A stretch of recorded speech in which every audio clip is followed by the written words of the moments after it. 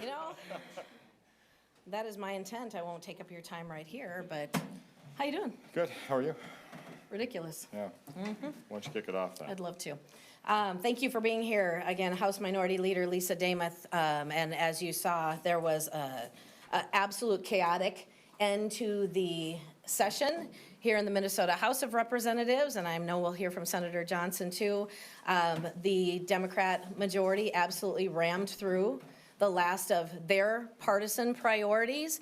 I mistakenly told you it was 1,430 pages of a bill that was not available online, and it was not available in the chamber. Let me correct that. I just became aware that it is 2,860 pages because they're front and back.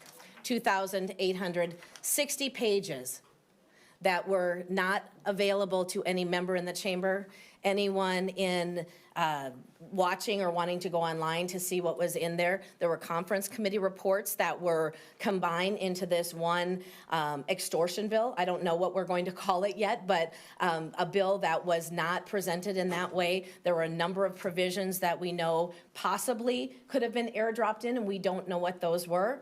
The voice of the minority was completely shut out during the end process. We were asking to be recognized. We were asking for the bill. We were asking points of parliamentary inquiry, and the speaker chose to completely ignore what was going on.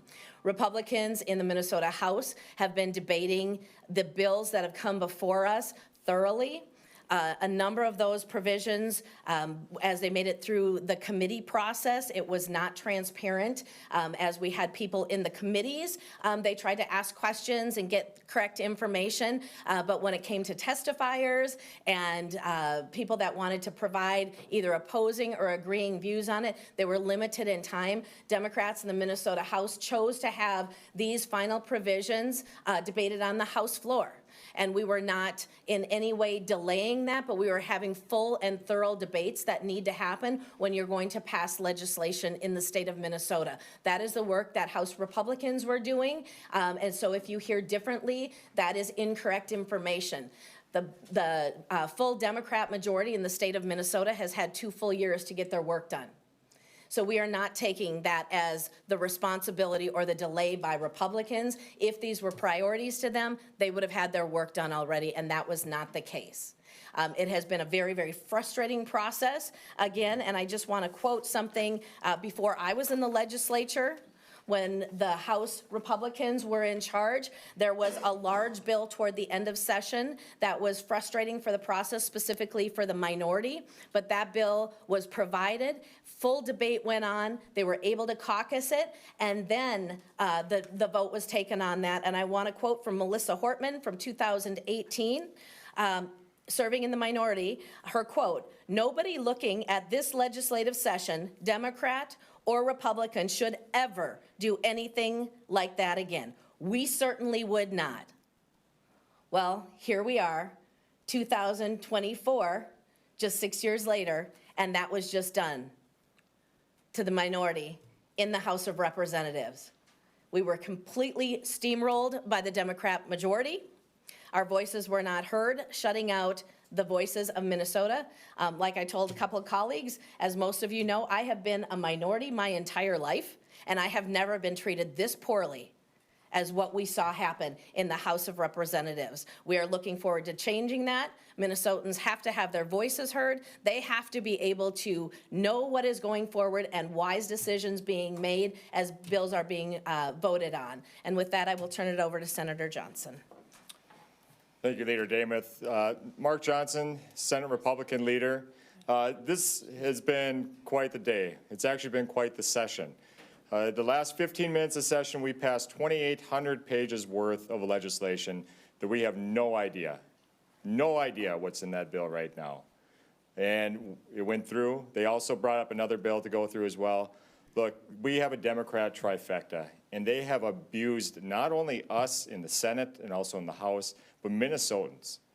This whole process has been baked from the very beginning, and now we've got product that we have no idea what's in it. This extreme agenda continues every single day we are out there.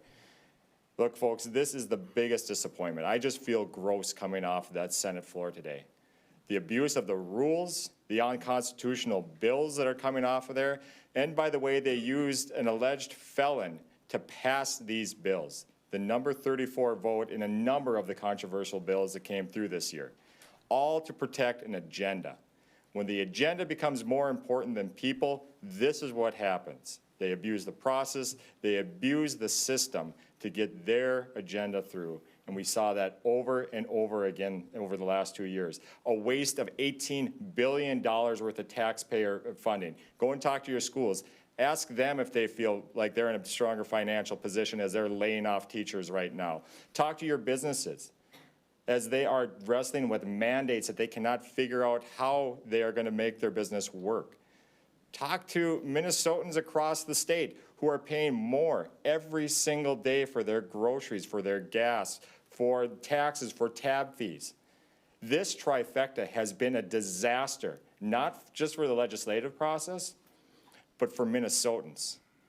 Remember that this November, when you go to the polls and you are voting, this is what happens when you have single party control that wants to take this agenda and ram it through the legislative process and in Minnesota, despite the effects on Minnesotans.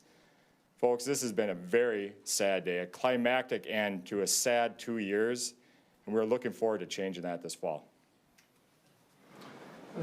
Paul Torkelson, Deputy Leader of the Republican Caucus. Just never seen anything like this in my 16 years here in the Minnesota House of Representatives. You're going to hear the Democrats come in here and try to blame us for the way this session ended. They're going to say, oh, they filibustered.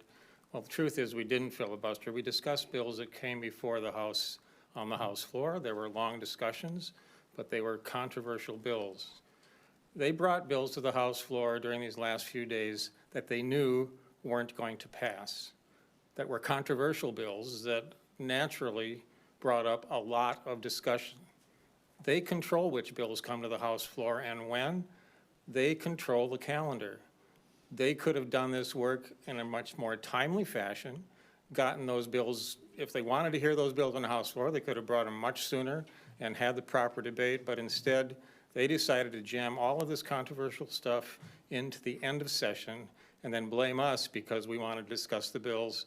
And by the way, they didn't allow us to serve on most of their conference committees either. So much of this information that was stuck in conference had never been heard.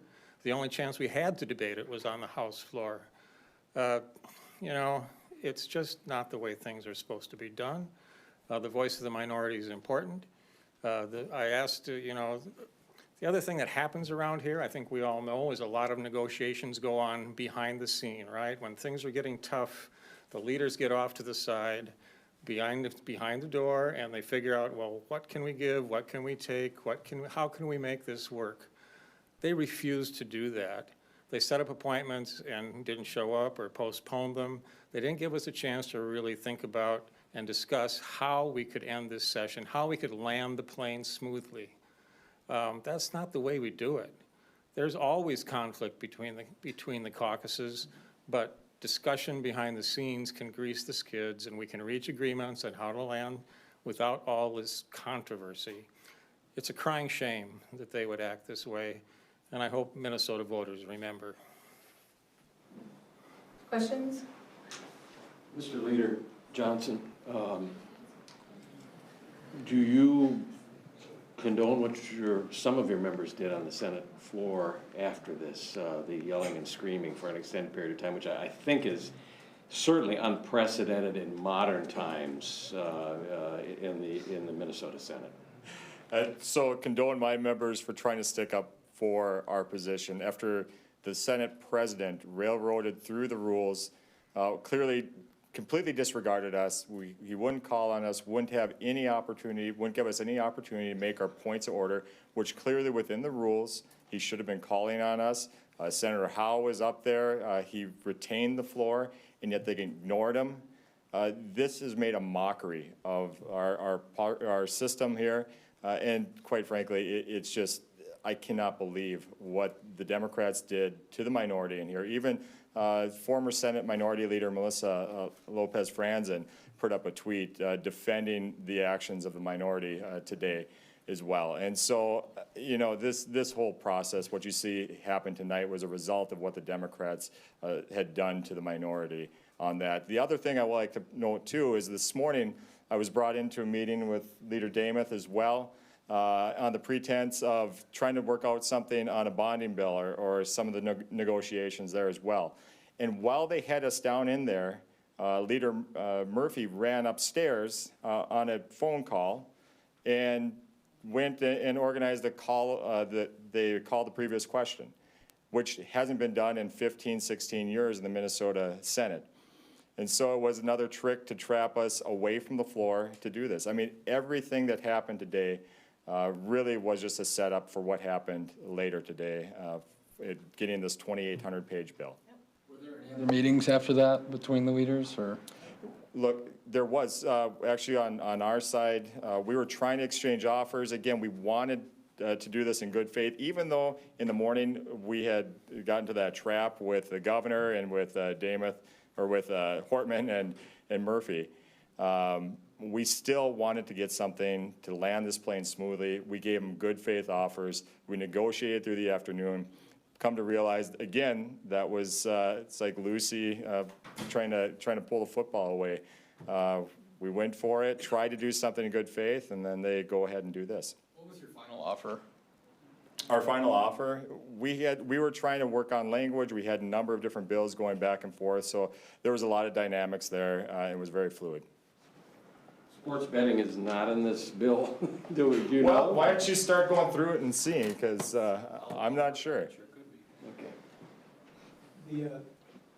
The Democratic members, they basically said that you are all, despite the fact you didn't read this bill in this form, you're all basically familiar with everything because you've seen a lot of these bills earlier in the session, and this is just a bill that kind of lumps them together.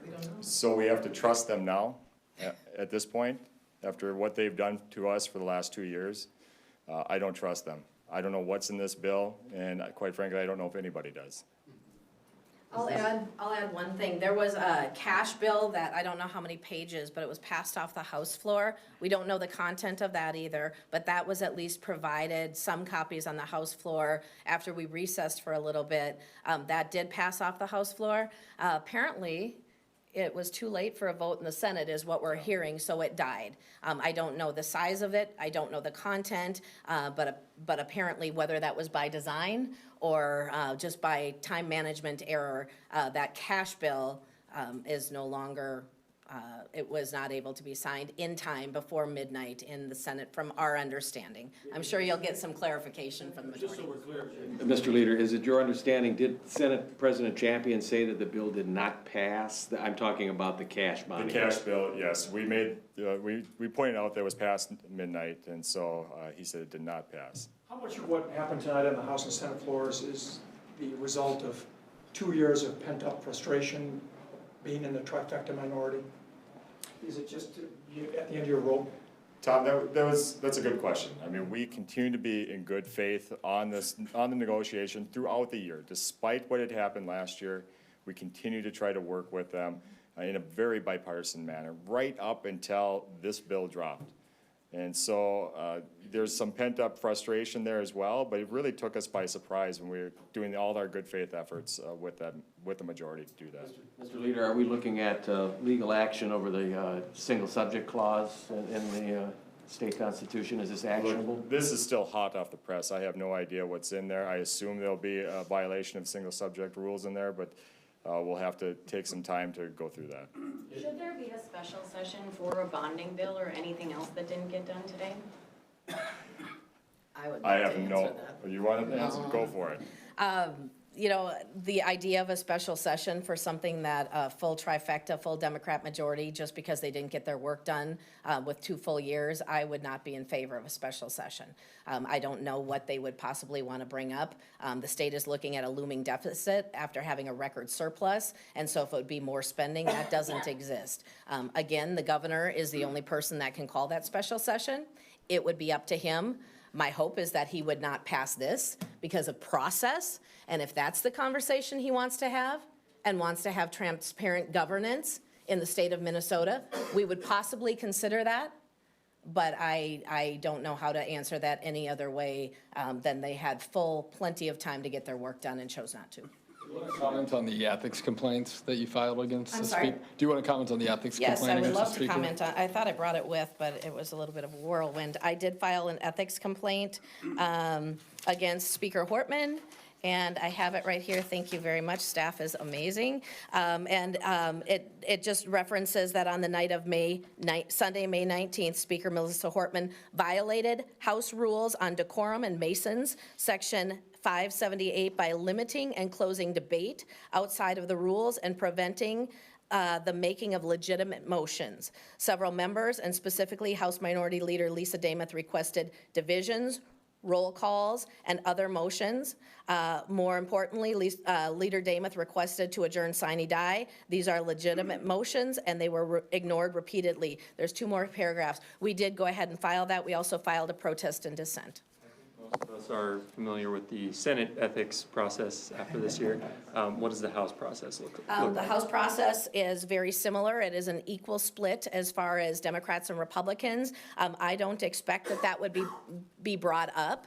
Again, the majority is still in control. We are adjourning sine die tomorrow, and I don't know if anything would happen, but at least it puts it on record of what happened and how the voice of the minority was disrespected and pushed out of the process. Do you have any pressure that you can bring to bear, given that it is the interim, on the majority to actually hold a hearing on this? You know, there's very limited, if there would be a special session, you know, I don't know what we would have. I don't think there's a lot that we could do. We will be constantly reminding the voters of Minnesota that there's 169 days to the next election, and we need to bring back balanced government into the state of Minnesota, so all voices are heard and all votes on committees and on bills are actually needed. What does tomorrow, or I guess later today, look like when you guys return? At the House of Representatives, we go back at 10 o'clock tomorrow morning, and there will be retirement speeches. And out of respect for the members that are retiring, I will be there. I don't know what the other members are choosing to do. I will be there strictly out of respect for retiring members. If it was not for that, I would not be there tomorrow. This has been an absolute sham. There are some people who are onlookers, some people who served in the legislature, who say that the institution of the legislature cannot come back from this. What do you say? I would say that I've received texts from former speakers and former people that have served in the House of Representatives, and it is very concerning what was done.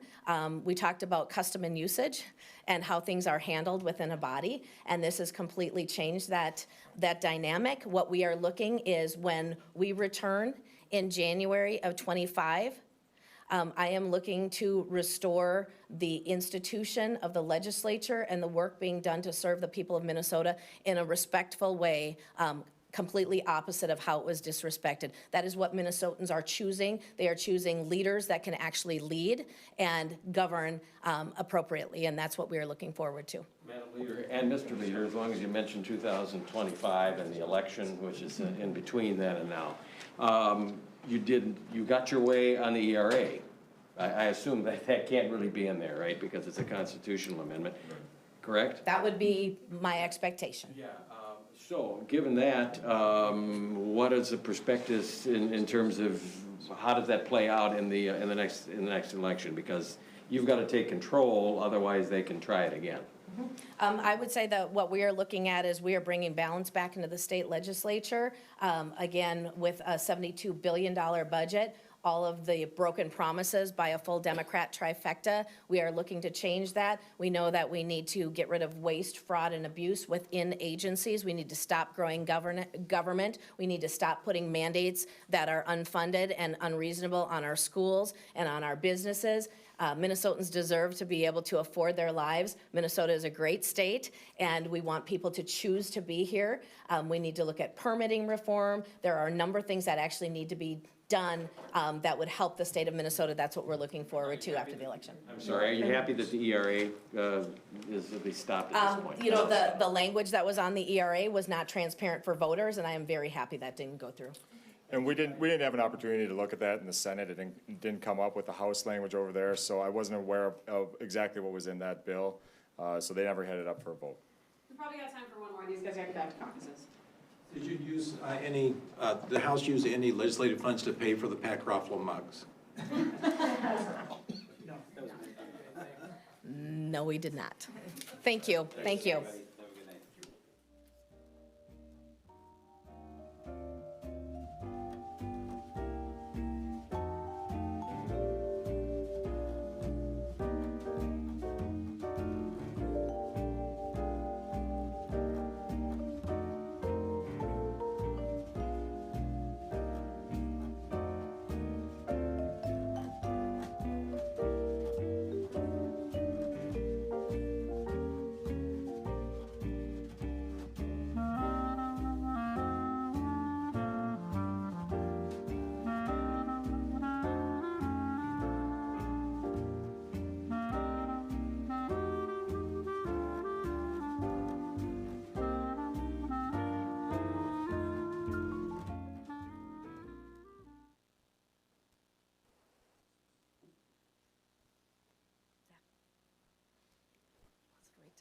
Come on in,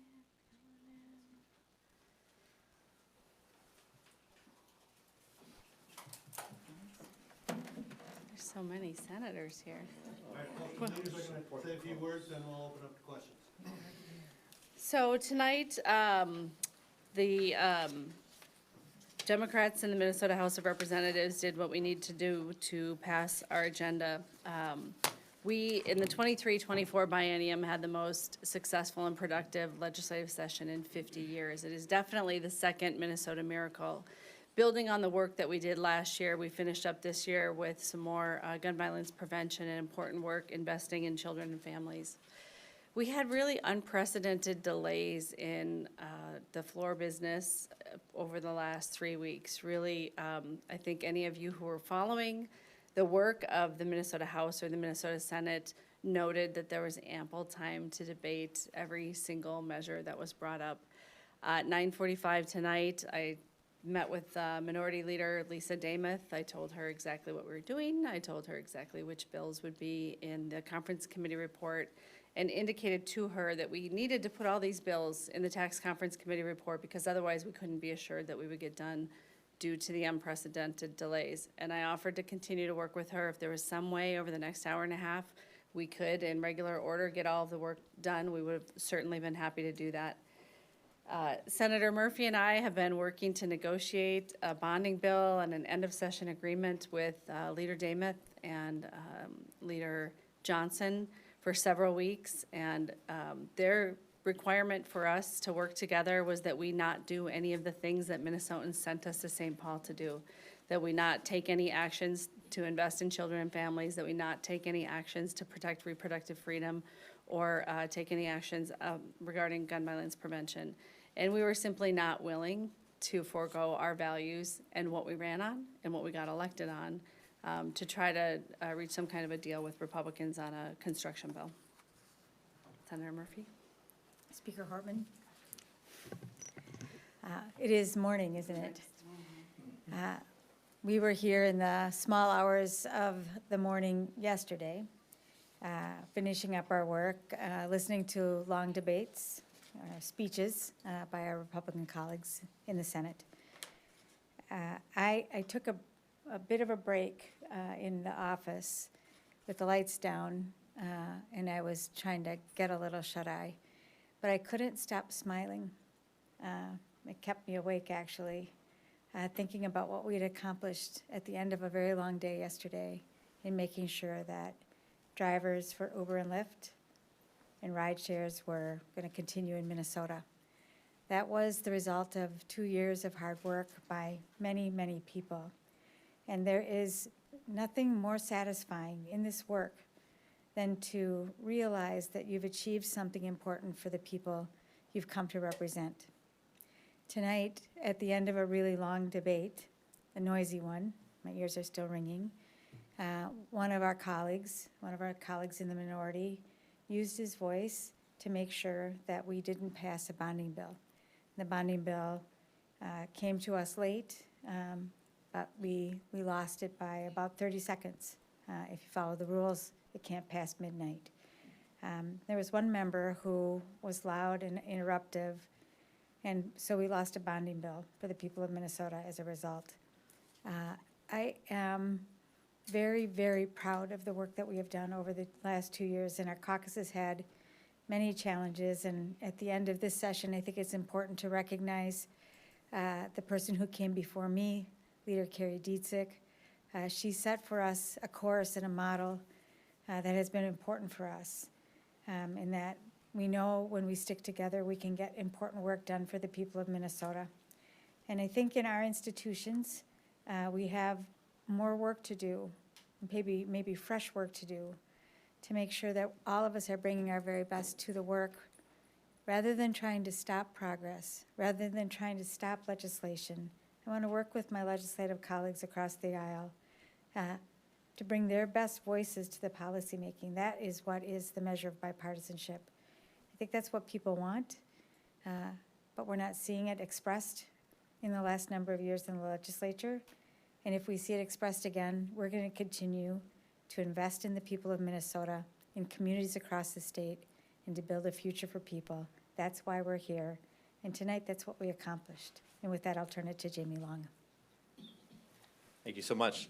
I think we have an enormous amount to be proud of this session for all that we were able to accomplish. And the bill that we passed off last from the floor contained some of our highest priorities of the session. It contained a permitting reform bill that Senator Frentz and I worked really hard on. That's a follow-up to our 100% clean energy bill from last year. It included medical debt reform to make sure that we are helping people afford their lives, and it included expanded child tax credit. This is a model for the entire country from what we're able to do to help reduce childhood poverty. It included, as Leader Murphy mentioned, the rideshare drivers provisions, which we've worked very hard on for 2 years, and it included gun violence prevention to build on the work that we did last session. These priorities are Minnesotans' priorities, and they were the Minnesotans who sent us into office to govern and to make sure that we were standing up for their beliefs and their values. And we had this week some really extraordinary roadblocks put in our way to be able to get our work done. Certainly in the Senate as well as the House, we had an 8-hour filibuster on a bill that passed in a bipartisan way to stop junk fees. We had an 8-hour filibuster on a paid family medical leave technical fix bill that was longer than the original debate that we had on that bill when we first passed it. And today we saw again roadblock after roadblock put in the way of getting our work done. So we did get our work done, and the Minnesota people will be better for it. The bills that we passed both today and over the last 2 years are going to change the state for the better, going to help people afford their lives, going to improve civil rights for Minnesotans, going to fight our climate crisis, and I think we can be incredibly proud of the session that we've had. Speaker Hortman, Lisa Dameth said that she quoted you from, I think, 6 years ago, that huge bills like this should not happen and you would never allow that to happen. How do you respond to that? Yeah, the big difference is the bill Omnibus Prime that Representative Kurt Doubt put on the floor was one that nobody had any idea what was in it. These were bills that had Republicans on the conference committees that had all been heard. There were not a lot of creative writing in conference committee that followed the rules. And the Republicans were on the conference committee. So in many of these cases, they were conference committee reports that had been debated for hours and hours. In fact, one of the ingredients in there was the agriculture and energy bill, which we spent hours and hours debating. So they knew exactly what was in the bills. They also knew exactly what they were doing when they spoke for hours and hours on things and told stories about their families, didn't talk about the bills at all. It was a deliberate effort to block progress, and we had to take extraordinary measures, which are authorized by the rules, to pass the bills. They claim that things could have been airdropped in. They have no idea what was in that bill.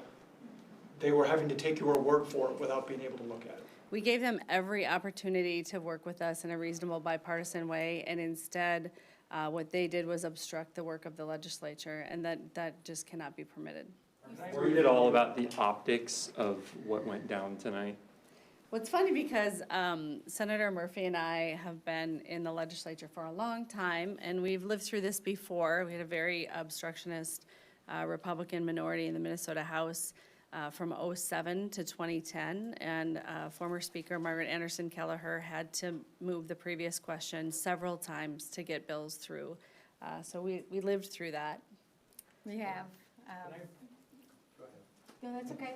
Peter Callahan. Can I read from you a tweet that went out today? As a former Senate Minority Leader, it saddens me to witness the erosion of this institution.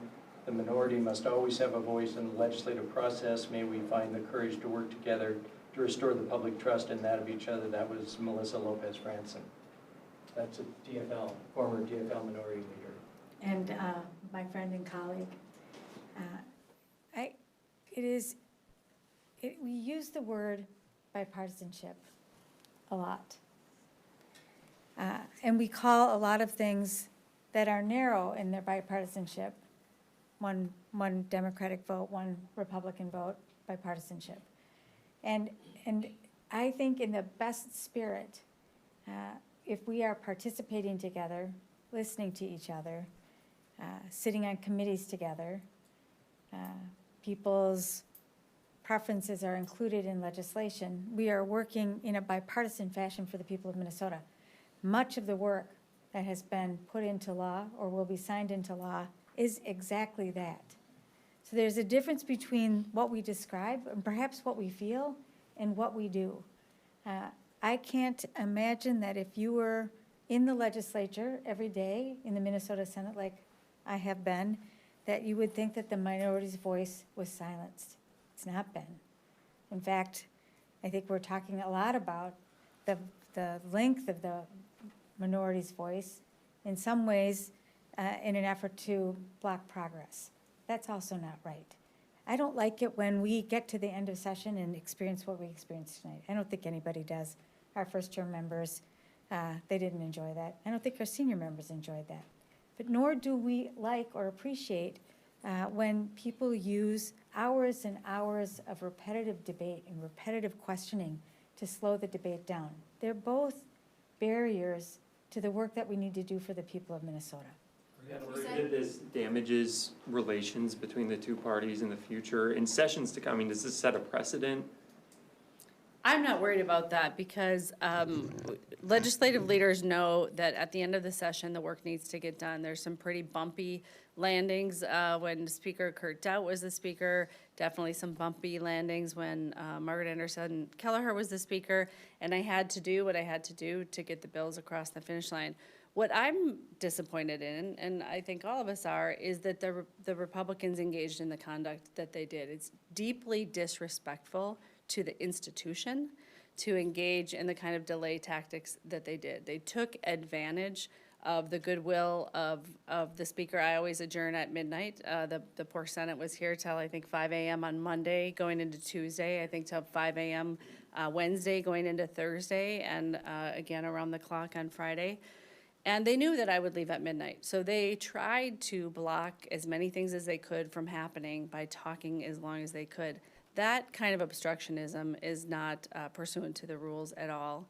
And that's why we had to use the tools to end it. But you guys have entire control of state government. Couldn't you have passed some of these bills sooner? And yes, the Republicans could have filibustered as long as the day is long, but you still control the clock at the end of the day.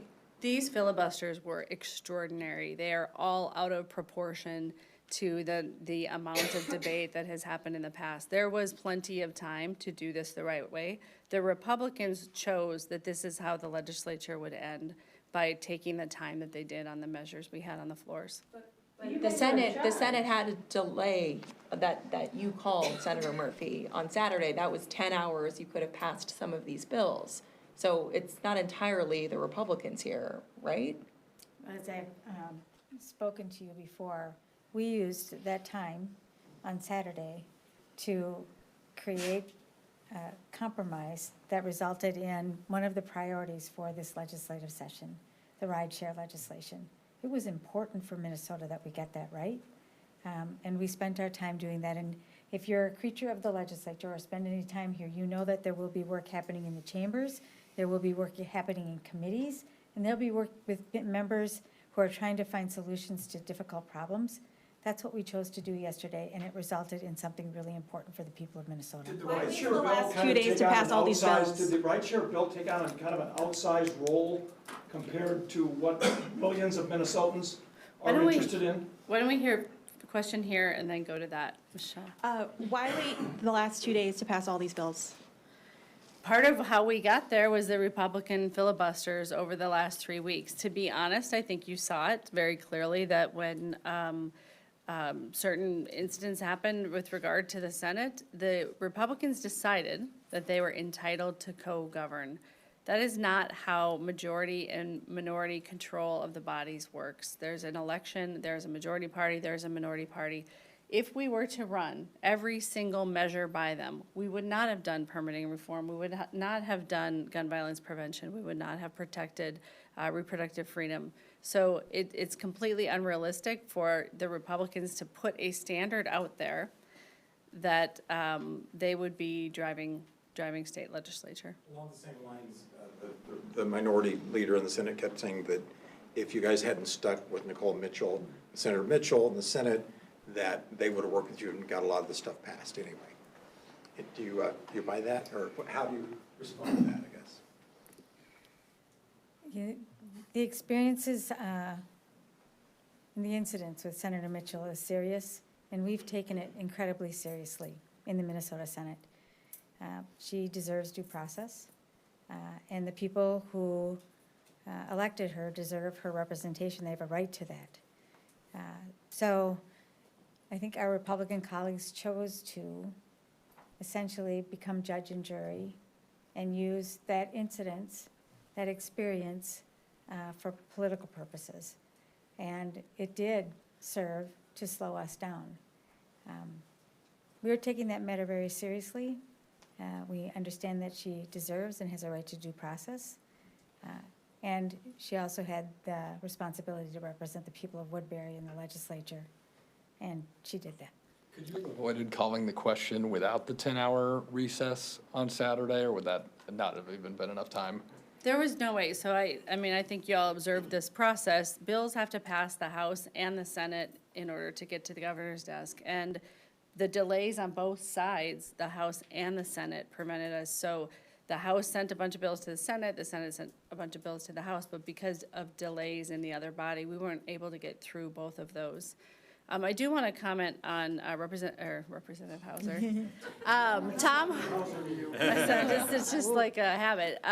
Tom Hauser's question about Uber and Lyft. I think that did have outsized importance in the legislative session this year because it was so important. The city of Minneapolis took an action. The companies said that they would leave. We were all deeply committed to ensuring that the drivers get fair pay and that they're treated fairly by the companies, but also to ensure that they stayed in Minnesota so they could serve the people of Minnesota. So that was an important issue for our state's economy, and I think it took the time that it took to solve. But wasn't that kind of self-inflicted? It was the Minneapolis City Council, the Republicans have made the point that they kind of forced this on you and then you followed. So what gave rise to the need to solve this problem was that Uber and Lyft don't pay their drivers fairly. So right there, we had a study that was done by the state that showed that they're paid below minimum wage, and that was a challenge that we needed to solve. The Minneapolis City Council did us a great service by putting this on our plate and making sure that we were taking it seriously and gonna get it done this year, and we did. We got a great result for drivers with a 20% pay increase, best health insurance in the country, and this is going to help a lot of people live better lives. Even though it may have contributed to some of this chaos at the end by delaying other things or pushing other things? We had an agreement with companies, with the governor, with the House and the Senate, so there was no reason for the Republicans to have any opposition to the agreement that we reached. What's next for the, go ahead. What's next for the Equal Rights Amendment? Advocates are calling for a special session. I think that would be unlikely. We can certainly speak with the governor about that, but I think what's next for the Equal Rights Amendment from the House perspective is we have an election. We are all going out and running for re-election, and the next legislature will address this issue. I do think it was really important that the Senate sent it to the House last year, which elevated the issue. We worked all through the summer and fall to get language that could be agreed to in the House and the Senate, so we wouldn't have to have those 15-hour debates multiple times. So we wanted a proposal that would be the same as it went through the House and the Senate, and so we worked very hard to try to get agreement on that. But I think what we did is we moved the cause forward. Many of the things we do at the legislature take like a decade or two to get done. And so I think in the last 2 years, we've moved light years in getting the ERA closer to the ballot in Minnesota. I'd just like to follow up on that, Madam Speaker, and also ask Leader Murphy about that.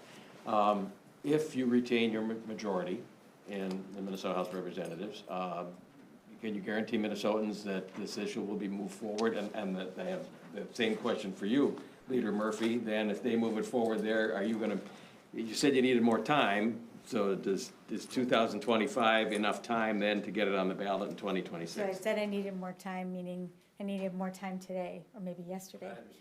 The author of the legislation in the Minnesota Senate is Senator Kunish, who's right over here in ERA Green. And she's already talked about the work she intends to do to make sure that this remains an issue before us as we head into 2025. So I would expect that we'll continue to do the work that has already been conducted to make sure that Minnesotans understand they'll have a choice of a modern-day ERA before them and on the ballot in the future. Madam Speaker, is going to be on the campaign trail. Is this something you're going to be telling Minnesotans, hey, give us the majority again, and you're going to see some progress on this? I'm sure for some campaigns that will be something they talk about. As to predicting the future, we'll have to see the new personnel who come to work at the Minnesota House of Representatives. I think Dave has a question. I think she Thank does. you, everybody. Are you worried that the spectacle of tonight might overshadow the content of what's in those bills? I am not worried about that. I've been here for 20 years. I have seen this spectacle at many endings of legislative sessions. I'm sure you all file your stories early.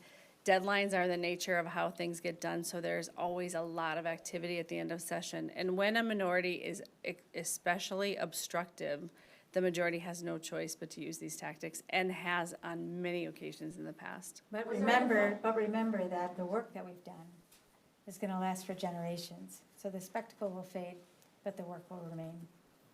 Was there any thought that you could just not put it in this tax omnibus and work with the governor and do a brief special session? Why not go that route to complete what you maybe had left to do? We would have been in the same situation. We actually talked through that today, because what would happen in a special session, every bill has to have 3 different readings in the House and the Senate. So it would have been multiple days to get first, second, and third readings, and we would have been back exactly in the same position we were today, which is Republicans talking for a very long time to prevent us from passing bills. So whether we did it today or whether we did it a week from now in special session, the Republicans chose this course. They chose this path for the ending of the legislature, and it would have happened this way either way. There's nothing you all could have done to avoid the chaotic finish. We It was all tried. on the Republicans. We tried everything we could to prevent it, and, I would have liked to have seen it end differently. Certainly, we could have done things earlier in the session, but I think that the unprecedented filibusters by the Republicans were the primary cause of what happened today. But you passed a lot more controversial stuff you passed a lot more stuff last year, and it didn't end like this. What was the difference? The filibusters. I mean, the funny thing was, we were doing little technical corrections to paid family medical leave, and the debate was longer than we passed the program. Last year, the Republicans did not engage in this behavior. Well, on the Senate floor particularly, I think that the way this ended in terms of the decorum melting down is unprecedented in modern times, certainly, and in my time here, certainly. Well, that's about a 30-year run. Was that caused by some loose cannon members, or is it a more general frustration that means that perhaps you would want to involve the minority in different ways to avoid it, I guess, degenerating that way, for lack of a better term?